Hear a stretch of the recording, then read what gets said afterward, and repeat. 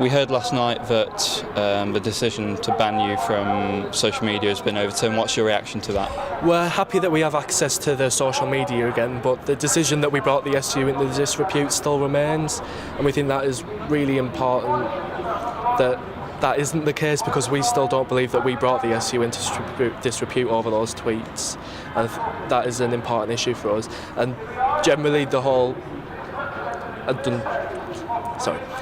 stress of the whole situation, like a lot of us are third years and we're currently undergoing our dissertations, and we've had to put up with media outlets harassing us for information, and we never wanted any of that, and we're yet to receive an apology from the SU for dragging us through this. And that's what you want, isn't it? An Yes. apology, just outline that for me. Yes, definitely. We would like an apology for the way we've had to deal with this, because at the end of the day we are just students and we shouldn't be expected to deal with that sort of thing, especially when it was not of our own doing.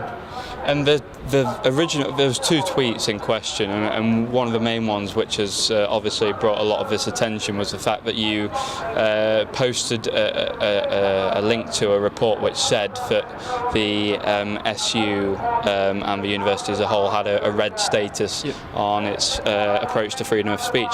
Just outline how surprised you were when you got told that it was being taken down. To be honest, we thought it was a joke at first, because sharing articles like that is balanced, because we do share positive ones as well. We are quite supportive of the SU in terms of getting involved in activities and things.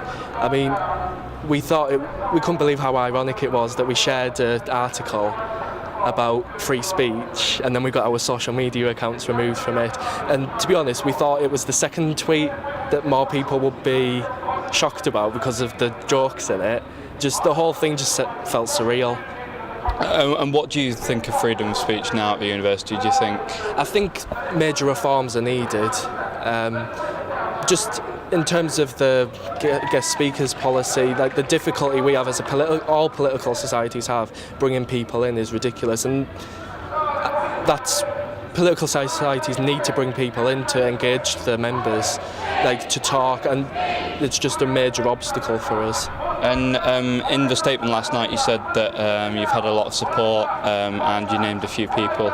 Just summarise really for me how much support you've had. Well, when we originally lost control of our Twitter, Hull were very supportive in releasing our statement for us. They're obviously Hull University Conservative Society. We've got quite a close relationship with them, and they were really supportive. If it wasn't for them, this story could have progressed into something else, because it was just anybody sharing it on Twitter and we weren't able to respond to it. So we felt that was really important, and obviously Carl as well has been quite supportive of us. His statement really put it out there that this was an issue, and the reason we've got it back so quickly we attribute to him and a lot of other people who've helped us, especially the protest today.